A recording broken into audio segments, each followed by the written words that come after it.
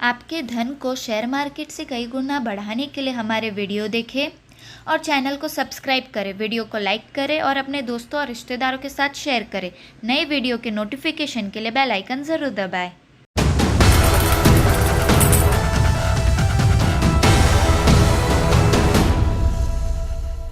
नमस्कार, जी बिजनेस पर आपका स्वागत है। आप देख रहे हैं choice broking presents investment Gurukul powered by metropolitan stock exchange. मैं हूं मानसी दवे और मेरे साथ है जी बिजनेस के मैनेजिंग एडिटर अनिल सिंघवी जी। अनिल जी, मुझे लगता है कि अब हमारी ग्रास्पिंग पावर जो है ना वो बढ़ती जा रही है। अरे वाह! क्योंकि आज हम 3 कॉन्सेप्ट एक साथ सीखना चाहते हैं। ओके। कॉन्सेप्ट है मर्जर, डीमर्जर और अमालगमेशन। राइट। तीनों आपस में मिलते जुलते हैं। हाँ, तो कैसे शुरुआत करें? जैसा आप कहे मर्जर कर लेते हैं पहले। मर्जर से शुरुआत करें। चलिए, तो मर्जर मतलब जैसा कि नाम है मर्ज करना। मर्ज किसको करते हैं? कोई दो चीजों को या दो से ज्यादा चीजों को जी। राइट। तो स्टॉक मार्केट में भी कंपनियों में भी मर्जर का मतलब ये कि दो या दो से ज्यादा कंपनियों को आपस में मिला लेना, दो या दो से ज्यादा कारोबार को आपस में मिला लेना। ये कारोबार भी हो सकते हैं, कंपनियां भी हो सकती है। दो अलग अलग कंपनियां हो सकती है, दो अलग अलग कंपनियों के अलग अलग कारोबार हो सकते हैं। इनको जब आप आपस में मिलाते हैं तो उसे कहते हैं मर्जर। यानी कि एक कंपनी है, वो लिस्टेड है, उसके शेयरों में ट्रेड हो रहा है। दूसरी कंपनी है, वो लिस्टेड भी हो सकती है, अनलिस्टेड भी हो सकती है।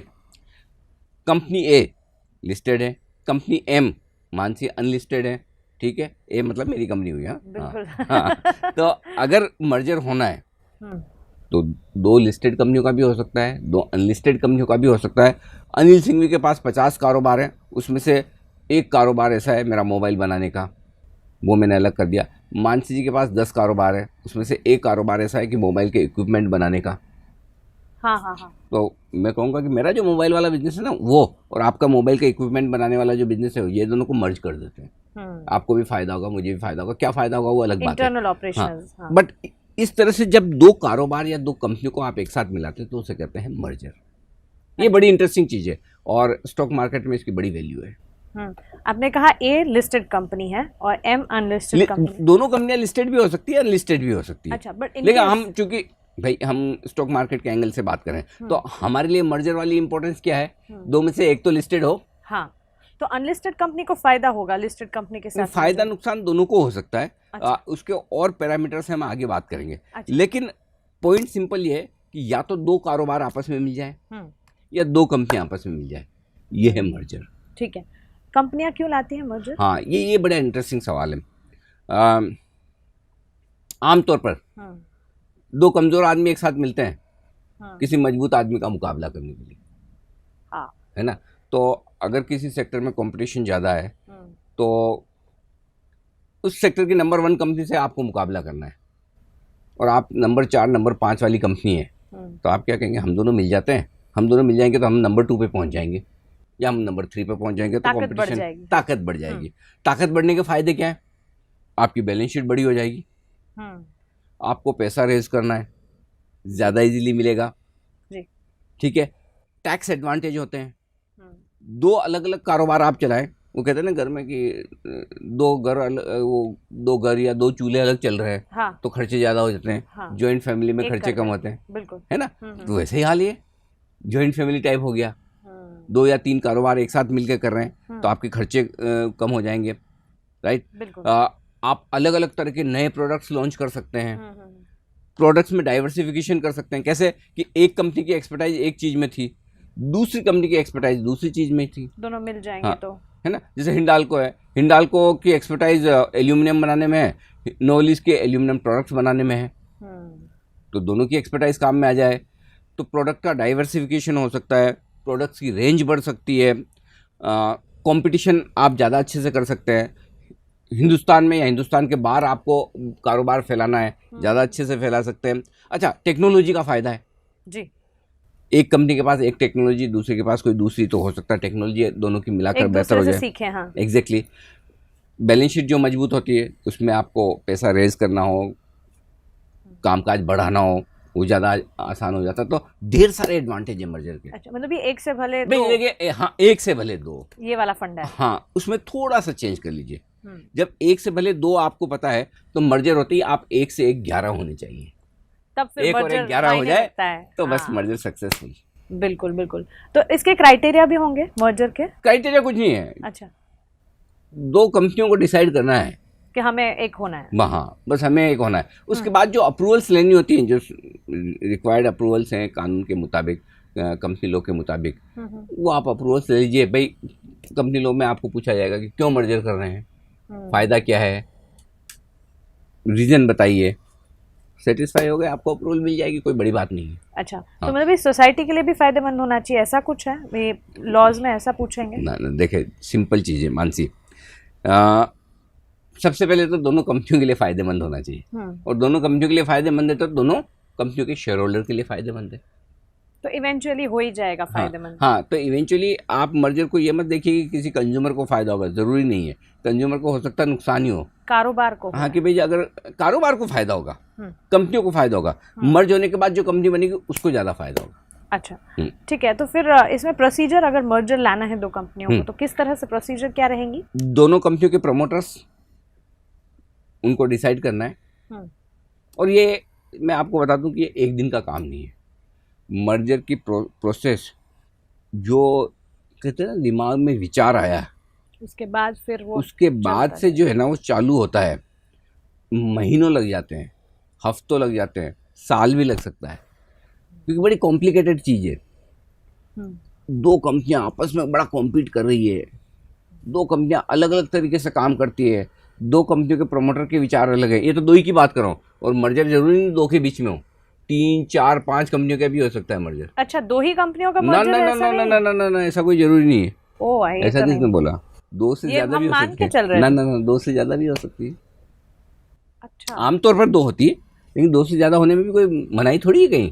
मर्जर तो हो ही सकता है। तो जब मर्जर में आपको ये पता है कि दो या दो से ज्यादा कंपनियों का होगा, तो सबका अपना अपना तरीका है काम करने का, अपनी अपनी बैलेंस शीट है, अपने अपने प्रमोटर्स हैं, उन सबको एक साथ आना है, वैल्यूएशन करना है। मेरे बिजनेस की वैल्यू ये है, आपके बिजनेस की वैल्यू है। आप कहेंगे मेरे बिजनेस की वैल्यू तो 1000 करोड़ है, मैं बोलूँगा नहीं जी 700 करोड़ है, मैं ड्यू डिलिजेंस करूंगा, ये करूंगा, वो करूंगा। तो ये ऐसा है। तो एक तो ये, दूसरा सेम तरीके की कंपनियों का भी मर्जर हो सकता है। मसलन बैंक ऑफ बड़ौदा ने मर्जर किया विजया बैंक और देना बैंक के साथ, सबके सब बैंक ही हैं, तो आप कहेंगे तो एक जैसे नहीं, जरूरी एक जैसे हैं। बैंक लगाने से सारे बैंक एक जैसे नहीं हो जाते हैं। एक बैंक ऑफ बड़ौदा है जिसकी बैलेंस शीट मजबूत है, कोई देना की खराब है। एक बैंक ऑफ बड़ौदा है, उसकी कहीं आपके बड़ौदा में ज़्यादा ब्रांचेज होंगी राइट, एक देना बैंक की कहीं और होंगी, विजय की कहीं तीसरी जगह होंगी। एक्सपेंशन भी हाँ, है, तो अलग अलग जगह के अलग ज्योग्राफी के बैंक्स हैं, अलग साइज के बैंक हैं, अलग कैपिटल वाले बैंक हैं, है ना। तो इस तरह से, इसलिए मर्जर जब होता है तो जरूरी नहीं दो, अब 3 का भी हुआ ना, बैंक ऑफ बड़ौदा विजय देना, हाँ, तो हो सकता है ना। तो ये है इस तरह से। मतलब इसमें एक कंपनी होती होगी, आपने कहा कि एक विचार जो निकल कर आता है, तो वो कंपनी दूसरी कंपनी के पास जाती होगी और अप्रोच करती होगी और कहती होगी कि हमें मर्जर करना चाहिए, ऐसी सिचुएशन? हाँ, ऐसा ही होता है कुछ। वैसे तो रोज लड़ते हैं, हाँ भाई कि मैं भी यही बिजनेस में हूँ और आप भी यही बिजनेस में हैं, तो झगड़ा तो हो गई। लेकिन फिर कभी कभी ऐसा लगता है ना, भाई जब रोज यही काम करना है, वो कहते हैं कि पानी में रह के मगरमच्छ से क्या बेर करना, तो वो वैसा हाल है। तो फिर सोचते हैं कि एक हो जाए, और जब एक होने की बात आती है तो फिर कंपनियां सोचती है कि चलो खत्म करते हैं। अब वो खत्म करने की प्रोसेस, कितनी डेस्परेशन है, किसको जल्दी झुकना है, किसको जल्दी करना है, ये सारी चीज़ें तो इसमें बड़ी इंटरेस्टिंग चीज़ होती है। अच्छा, और एक और चीज़ बता दूँ मानसू, जब से दिमाग में आया कि मर्जर कर लेना चाहिए, ये सब बेहतर होगा, वो लेकर अंत में मर्जर होने तक के बीच में ढेर सारी चीज़ें होती है। कई बार होते होते रह जाते हैं मर्जर, छोटी छोटी बातों पे। अच्छा, मतलब मन दुख भी होगा, ये सब भी, ऐसा भी सिचुएशन, छोटी छोटी बातों पर ये हो जाता है कि नहीं करेंगे, वैल्यूएशंस नहीं जम रहे हैं, बातचीत नहीं कर रही है, हमें ये आदमी पसंद नहीं आ रहा है, इसके साथ कैसे काम करेंगे, 50 चीज़ें होती है। तो मर्जर होना इतना आसान काम नहीं है, और किसी एक के लिए ज़्यादा फायदेमंद, किसी एक के लिए कम, ऐसा पॉसिबल है, बिल्कुल पॉसिबल है। और उसकी वजह है कि जब मर्जर होता है तो एक रेशियो डिसाइड होता है। कई बार ये हो सकता है कि जब एक बैंक और दूसरे बैंक का रेशियो हो रहा है, तो आप बैंक ऑफ बड़ौदा के अंदर आप विजय और देना को डाल रहे हैं, ठीक है, तो वो रेशियो क्या होगा? ठीक है, अब वो रेशियो कभी बैंक ऑफ बड़ौदा के फेवर का हो सकता है, कभी किसी और के फेवर का हो सकता है। तो बैंक ऑफ बड़ौदा के शेयर होल्डर खुश हो जाएंगे, बाकी दुखी हो जाएंगे, और बैंक ऑफ बड़ौदा के शेयर होल्डर खुश होंगे रेशियो की वजह से, सेंटिमेंट्स हर्ट होते हैं। तो विजय देना वाले सोचेंगे हमने क्या गुनाह किया, हमें कम में क्यों दे रहे हैं। बैंक ऑफ बड़ौदा के शेयर होल्डर बोलेंगे भाई हम थोड़े कमजोर बैंक भी तो ले रहे हैं, सस्ते में मिलेंगे तो लेंगे। तो बहुत सारी चीजें होती है, जैसे टाटा और कोरस, टाटा स्टील और कोरस का मर्जर, तो अलग अलग ये मर्जर में रेशियो क्या होगा अल्टीमेटली, किस एक शेयर के बदले में कितने शेयर, वो रेशियो, ये भी बड़ी इंपॉर्टेंट चीज है। तो मर्जर के कॉन्सेप्ट को तो हम समझ चुके हैं, लेकिन आगे चलकर मर्जर से जुड़ा ही एक एडिशन, अमेलगमेशन और साथ ही डीमर्जर, ये भी हम बताएंगे। फिलहाल रुक रहे हैं एक छोटे से ब्रेक के लिए, बने रहें।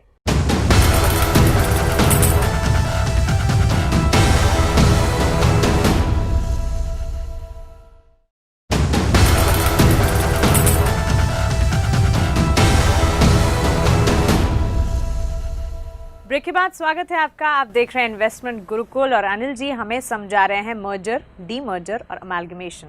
मर्जर का कॉन्सेप्ट हम समझ चुके हैं, बिल्कुल, लेकिन अमेलगमेशन ये कनेक्टेड है मर्जर से? हाँ, ज्यादा फर्क नहीं है। अच्छा, दोनों में मिलना ही है। ओके। मर्जर में और अमेलगमेशन में एक सिंपल फर्क है, वो है इसके नाम का, शब्द का। अच्छा, मर्जर में दो या दो से ज्यादा कंपनियां या दो से ज्यादा कंपनियों के कारोबार आपस में मिल जाते हैं, ठीक है जी। एमएलगमेशन में क्या होता है, एक कारोबार के अंदर दूसरे कारोबार या दूसरी कंपनी आकर मिलती है। फर्क समझाता हूं।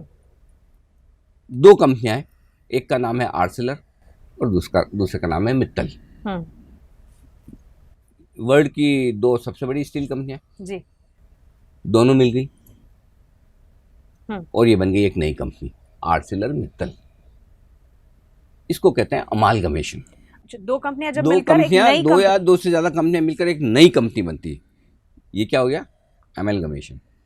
लेकिन दो या दो से ज्यादा कंपनियां मिलती है लेकिन कंपनी नई नहीं बनती, वो एक ही पुरानी रहती है, मर्जर, वो होती है मर्जर। बैंक ऑफ बड़ौदा, विजय भी आ गया, देना भी आ गया, मर्जर। तो बारीक सा डिफरेंस है। हाँ बिल्कुल। टाटा स्टील, कोरस आ गया, रहा टाटा स्टील, मर्जर। तो जहां नई कंपनी बन रही है, अमेलगमेशन। दो अलग अलग कंपनियां आ रही है, मिल रही है और नया नाम दे रही है। वो कई बार होता है ना, जैसे हमारी जनरेशन में तो ये होता था शादी के बाद सरनेम चेंज हो जाता था। आजकल ये सरनेम पुराना भी रखेंगे, नया भी लाएंगे। तो ये अमालगमेशन है। अब तो करते ही नहीं चेंज। हमारे जमाने में मर्जर होता था शादियों में, अब अमालगमेशन होता है। हमारी एंटिटी नहीं छोड़ेंगे। आर्सेलर बोलेगा मैं आर्सेलर ही रहूंगा, मित्तल बोलेगा भाई मैं भी तो हूँ, तो चलिए आर्सेलर मित्तल कर ले। किसी दिन एक क्लास ऐसी होनी चाहिए कि आप ये एग्जांपल्स कैसे लेकर आते हैं, ये आ जाते हैं, निकल जाते हैं, लेकिन इतना ही फर्क है और कोई फर्क नहीं, बारीक सा लेकिन डिफरेंस है। अमेलगमेशन में एक नई कंपनी बन जाएगी बस, ठीक है। अमेलगमेशन हो चाहे मर्जर हो, स्टॉक प्राइस पे इम्पैक्ट कैसा पड़ता है? हर बार पड़ता है। और ये है ना, मैं क्या बताऊं आपको मानसी, मर्जर अमेलगमेशन का स्टॉक प्राइस का मूवमेंट समझना ये अल्टीमेट चीज है मार्केट के लिए। मतलब इसके लिए बहुत बढ़िया क्वालिफिकेशन और ढेर सारा अनुभव चाहिए, क्योंकि इसमें बड़े सारे इफ एंड बट है। आपको पता भी नहीं चलेगा कि क्या चीज बाजार को पसंद आएगी, क्या नहीं पसंद आएगी। अब टाटा इतनी बड़ी कंपनी को जाकर कोरस को अक्वायर कर रहा है, अरे टाटा विदेश में इतनी बढ़िया कंपनी ले रहा है, पता चला टाटा का शेयर गिर गया, टाटा स्टील। क्यों? अरे भाई अपनी औकात से बड़ी खरीद रहे हो, कर्ज लेना पड़ेगा, प्रॉफिट वहां पे कब बनाओगे, बैलेंस शीट आपकी खराब हो जाएगी, कमजोर हो जाएंगे, कोरस भी गिर जाए साथ साथ में। और तो ऐसा कौन सा मर्जर हो सकता है जिसमें दोनों को नुकसान हो, है ना, लेकिन गिर जाए। क्यों? अरे आपके लिए तो रेशियो अच्छा नहीं, टाटा के लिए रेशियो अच्छा है, मर्जर किस अनुपात में हो रहा है, लेकिन आपकी बैलेंस शीट खराब हो रही है। तो मतलब दुखिया होने के 50 बहाने हैं। कोई बैंक ऑफ बड़ौदा मर्जर हो रहा है, तो बैंक ऑफ बड़ौदा का शेयर इसलिए गिर गया कि आपके पास में दो कमजोर बैंक आ रहे हैं, जबरदस्ती शादी हो रही है आपकी, वो भी एक से नहीं, दो से। तो मतलब यहाँ स्टेटस का खेल है। हाँ, तो इसलिए। और कई बार क्या होता है कि कोई ब्रुक बॉन्ड लिप्टन टाइप के दो मर्जर ऐसे हो जाते हैं, हाँ। एक जमाने में होते हैं, तो कई बार दोनों ही शेयर भी चल जाएं। हाँ। तो ये बहुत कॉम्प्लिकेटेड है। लेकिन हाँ, एक चीज पक्की है कि मर्जर, डीमर्जर, एमैल्गमेशन, ये जितने भी केसेस हैं, शेयर प्राइसेस पर असर पड़ता है, जमकर पड़ता है और ज़रूर पड़ता है। अच्छा, और इन एनी केस मर्जर हो या एमैल्गमेशन हो, शेयर होल्डर्स को फायदा होता है? नॉट नेसेसरी कि हर बार फायदा हो ही, किया तो इसीलिए जाता है कि फायदा हो, लेकिन जिस दिन हो रहा है उसी दिन फायदा होगा या बाद में होगा। ग्लेक्सो और स्मिथ क्लाइन दो मिल गए, दो बड़ी फार्मा कंपनियां, लेकिन अब वो आज का आज मुझे फायदा हो जाए कि आमतौर पर मर्जर और एमैल्गमेशन इसलिए किया जाता है कि लॉन्ग टर्म में बेनिफिट मिलेंगे। तो मैंने जो चीज़ नोटिस की है हिंडाल्को नोवेलिस से, जरूरी नहीं कि आपको शॉर्ट टर्म में तुरंत बेनिफिट मिल जाए।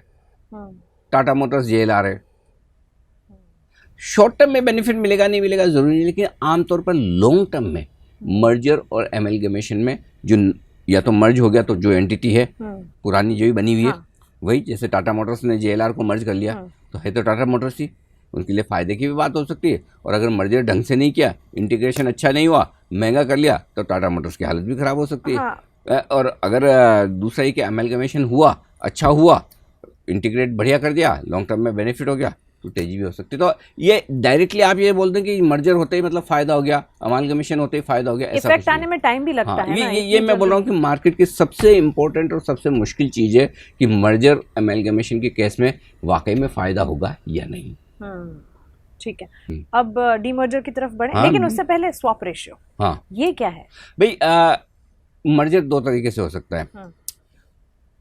एक तो ये कि भाई दो कंपनियां जब आपस में मिल रही है और एक कंपनी रह रही है, तो क्या होगा, जो एक कंपनी है वो कंपनी क्या करेगी, जो जिस कंपनी को मर्ज कर रही है उसके शेयर होल्डर को दो तरीके से कॉम्पनसेट करेगी, या तो पैसे दे दे या अपने शेयर दे दे। हाँ करेक्ट जी। तो जब शेयर दे रही है तो उस शेयर का क्या वैल्यूशन कर रही है, जैसे बैंक ऑफ बड़ौदा है, विजय बैंक भी ले रहा है, देना बैंक भी ले रहा है, तो कितने शेयर के बदले में कितने शेयर दे रहा है, रेशियो, हाँ। इसको स्वैप रेशियो कहते हैं। भाई आज मैं विजय बैंक का शेयर होल्डर हूँ और मैं देना बैंक, विजय बैंक देना बैंक दोनों मिलकर बैंक ऑफ बड़ौदा में मर्ज होने वाले हैं, तो मेरे पास 100 शेयर अगर विजय बैंक के हैं तो मुझे बैंक ऑफ बड़ौदा के कितने शेयर मिलेंगे? अच्छा, इसको स्वैप रेशियो बोलते हैं। शेयर स्वैप हो रहे हैं, बिल्कुल, विजय बैंक के शेयर चले जाएंगे, बैंक ऑफ बड़ौदा के आ जाएंगे, करेक्ट, कितने मिलेंगे। हाँ तो ये आपका स्वैप रेशियो हो गया। ये स्वैप रेशियो बड़ा इंपॉर्टेंट है। स्वैप रेशियो लिस्टेड कंपनियों के केस में तो आप प्राइस से निकाल सकते हैं, अच्छा है या बुरा है। जो समझिए कोई अनलिस्टेड कंपनी भी मर्ज हो रही है तो उस अनलिस्टेड कंपनी का वैल्यूशन किया जाएगा, वो वैल्यूशन कितना सही गलत है, मार्केट कितना उसको मांग रहा है, मान रहा है, उसके बेसिस पे स्वैप रेशियो आता है। वो और भी ज़्यादा मुश्किल काम है। तो स्वैप रेशियो किसके फेवर में है? आमतौर पर मजबूत कंपनी के फेवर में होता है। अच्छा, जिसकी मजबूरी नहीं है मर्जर करने की, दो में से एक की तो मजबूरी पक्का होगी, किसी की कम होगी, किसी की ज्यादा होगी। तो जिसकी ज्यादा मजबूरी है आमतौर पर स्वैप रेशियो उसके फेवर में नहीं आता और इसलिए उसके लिए नेगेटिव होता है। जो कंपनी मतलब जिस उसको आप एक तरह से टारगेट कंपनी कह सकते हैं, जो मर्ज होने के लिए तैयार बैठी है। जी बिल्कुल। लेकिन जो अनलिस्टेड कंपनी है, ऐसा जरूरी नहीं है ना कि मर्जर के बाद वो लिस्ट हो जाए। हो ही जाएगी अगर लिस्टेड कंपनी में मर्जर हो रही तो। मर्ज हो रही है तो हाँ, ऑटोमेटिकली ऑटोमेटिक लिस्टिंग। यस, क्योंकि आपको लिस्टेड कंपनी के शेयर मिल गए, आपका शेयर लिस्ट हो गया एक तरह से इनडायरेक्टली। बहुत लोग, हाँ, जब आपने बोला क्यों लिस्ट कर मर्जर क्यों किया जाता है, तो मर्जर के पीछे के लिए हाँ, मर्जर के पीछे एक कारण ये है, ये रिवर्स लिस्टिंग इसको बोलते हैं। ओके। एक तो लिस्टिंग कैसे कि आप आईपीओ ला रहे हैं और आईपीओ लाकर शेयर इशू कर रहे हैं, शेयर इशू करके आप लिस्ट करा रहे हैं। हाँ। दूसरा एक ऑलरेडी कोई लिस्टेड कंपनी उसके अंदर बिजनेस घुसा दीजिए, ये रिवर्स लिस्टिंग है। इसके अलावा दो और कारण हैं जिसके लिए मतलब मर्जर डीमर्जर किए जाते हैं। तो ये बेसिकली कारण बहुत सारे हैं, लेकिन आपको क्या सूट करता है वो इम्पोर्टेंट है। ठीक है, डीमर्जर वो क्या है? मर्जर का उल्टा, अलग हो जाना। हाँ, वो शादी, ये तलाक है। ठीक है, लेकिन तलाक का मतलब इतना भी नहीं कि आप उसको पूरे परिवार से बाहर निकाल के फेंक दें। अच्छा। भाई रहेंगे एक ही परिवार में, लेकिन अलग अलग कंपनियां हो जाएंगी। क्या होता है कि एक कंपनी है, एक ग्रुप है, उसके ढेर सारे कारोबार है, राइट। उन ढेर सारे कारोबार में अगर मुझे लगता है कि एक कारोबार मसलन कपड़े बनाने का है, एक कारोबार दुकान चलाने का है, रिटेल स्टोर चलाने का है जी, एक कारोबार कोई मेरी इंजीनियरिंग कंपनी का है, एक कारोबार कोई रियल एस्टेट का, क्योंकि देखो जितने बड़े लोग हैं वो अलग अलग कारोबार करते हैं और सारे के सारे एक में किए जा रहे हैं, एक में किए जा रहे हैं, एक में किए जा रहे हैं, तो शेयर होल्डर कंफ्यूज हो जाता है मैं खरीद क्या रहा हूँ। बिल्कुल। मसलन आज आप रिलायंस खरीदने जाते हैं तो आपको क्या पता आप रिलायंस रिटेल का शेयर खरीद रहे हैं, क्या आप रिलायंस की रिफाइनरी खरीद रहे हैं, रिलायंस का ऑयल एंड गैस बिजनेस खरीद रहे हैं, या रिलायंस जियो खरीद रहे हैं, सब कुछ है। अब आपका इंटरेस्ट किसी एक में है कि मुझे तो रिलायंस जियो ज़्यादा अच्छा लगता है, लेकिन आपके साथ में 4 और कारोबार आ रहे हैं, है ना। तो कई बार कंपनियां क्या करती कि इन सब दुविधा से मुक्त करने के लिए शेयर होल्डर्स को कि भाई जिसको जो चाहिए वो मिलेगा, डीमर्ज कर दो। अच्छा, सब कारोबार को अलग अलग कर दो, सब कारोबार अलग अलग हो जाएंगे, बस सब अलग अलग कर दो। और फिर एक तो ये रीजन होता है। दूसरा रीजन होता है कि वैल्यू अनलॉकिंग। देखो एक चीज क्लियर है, अगर मुझे सिर्फ एक पर्टिकुलर कारोबार में इंटरेस्ट है तो मैं उसको ज़्यादा महंगे भाव पे भी खरीद लूँगा, लेकिन मुझे साथ में 3 चीज़ें ऐसी मिली जो मुझे पसंद नहीं है, मैं कहूँगा नहीं यार मुझे पसंद नहीं, मजबूरी में ले रहा हूँ, तो ये भी क्यों लूँ। हाँ। भाई एक सिंपल चीज़, आप सेल में जाती है, मुझे एक चीज़ बताइए, जहाँ 50% ऑफ है किसी एक मोबाइल आप तुरंत ले लेंगी, बिल्कुल, और जहाँ यह है कि एक पे एक फ्री है, हाँ सोचेंगे तो 2 बार दिमाग लगेंगे ना। वैसे एक पे एक फ्री भी ऐसे देखा जाए तो 50% ऑफ हो जाता है, लेकिन फिर भी आपको 2 लेने हैं। मतलब हमें सर पे ऐसे ही दे रहे हैं, ऐसी फीलिंग आती है, तो इसलिए नहीं चाहिए जो ये 50% ऑफ वाली जल्दी से बिक जाती है ना चीजें, ये डीमर्जर भी वैसे ही है। क्विकली एक बार टाइप्स ऑफ डीमर्जर भी बता। 2 तरीके से होता है। पहला जैसे स्पिन ऑफ, यानी कि एक कंपनी है, उसके आपने अलग अलग कारोबार अलग अलग कंपनियों में बना दिए, ठीक है, लेकिन जो कंपनी जिससे आप अलग कर रहे हैं वो कंपनी बनी रहेगी, पेरेंट कंपनी बनी, पेरेंट कंपनी एक तरह से कह सकते हैं। जैसे अरविंद लिमिटेड है, ये लिस्टेड थी कंपनी जी, इसको 3 अलग अलग कंपनियों में आपने बांट दिया। एक अरविंद लिमिटेड जिसमें टेक्सटाइल कारोबार रह गया, अरविंद फैशन जिसमें ब्रांड्स और ये दूसरे कारोबार आ गए, और तीसरा अनूप इंजीनियरिंग बनी जिसमें इंजीनियरिंग से रिलेटेड छोटा मोटा कारोबार था वो चला गया। तो ये तो हो गया स्पिन ऑफ। एक होता है स्प्लिट। स्प्लिट यानी कि किसी कंपनी को अलग अलग हिस्सों में बांट देना, ठीक है। जब आप हिस्सों में बांट देते हैं तो वो फिर टुकड़े टुकड़े हो जाते हैं, तो फिर जो ओरिजिनल कंपनी है वो नहीं रहती। अच्छा, अलग अलग वो खत्म हो जाती है, अलग अलग 3 कंपनी 2 कंपनी 4 कंपनी बन जाएगी, ठीक है। तो ये टेक्निकल चीज है, कोई खास फर्क नहीं है दोनों के बीच में। एक स्पिन ऑफ के केस में ये होता है कि मेन कंपनी जो पुरानी कंपनी जो डीमर्ज कर रही है वो भी बनी रहेगी, और जब आप स्प्लिट करते हैं अलग अलग बिजनेसेस में किसी कंपनी को, जैसे कि CSC के केस में किया था, तो वो आमतौर पर उन कंपनियों में फिर आप ओरिजिनल कंपनी नहीं भी रहती है, ठीक है, तो अलग अलग कारोबार हो जाते हैं। चलिए, तो मर्जर डीमर्जर अमैल्गमेशन तीनों ही समझ लिए, लेकिन रिकैप करते रहेंगे हम, बिल्कुल 3 कॉन्सेप्ट्स हैं, लेकिन गुरु ज्ञान तो बनता है। बिल्कुल। देखिए मानसी, मर्जर हो, डीमर्जर हो या अमैल्गमेशन हो, पैसा तो बनता है। ये होने के पहले भी बनता है और होने के बाद भी बनता है, ठीक है। पहले शेयर भागते हैं इस उम्मीद में कि मर्जर होगा बहुत अच्छा होगा, डीमर्जर होगा बहुत अच्छा होगा, और उसके बाद में गिरते हैं आमतौर पर कि ये तो हो गया, और हुआ तो उतना अच्छा नहीं हुआ, शॉक लगा, कुछ भी हो सकता है। तो आपको दोनों तरफ मौके ढूंढने, मुझे तो बड़ा मजा आता है ये सारी कॉन्सेप्ट पे, और मैं बहुत ध्यान से देखता हूँ कि कौन सी कंपनी मर्ज करने वाली, कौन सी डीमर्ज करने वाली, किस में वैल्यू अनलॉकिंग हो रही है, कैसे हो रही है, कब हो रही है, कितनी हो रही है, मर्जर के डीमर्जर के पहले शेयर खरीदने चाहिए या बेच देने चाहिए, जब वापस ये कंपनियां अलग अलग होकर लिस्ट होंगी तब क्या होगा। ये ढेर सारी चीज़ें हैं जो आपको एक स्मार्ट, बेहतरीन और क्या कहना चाहिए ना, वो मार्केट सेवी इन्वेस्टर बनाती है, वो होना ही चाहिए। तो मर्जर में डिटेल्स ढेर सारी हैं और अंदर जाके इसे रिसर्च करना है, तभी फिर समझ आएगा। ठीक, तो इसी गुरु ज्ञान के साथ फिलहाल इतना ही, हमें दीजिए इजाजत, लेकिन आप बने रहें हमारे साथ। नमस्कार।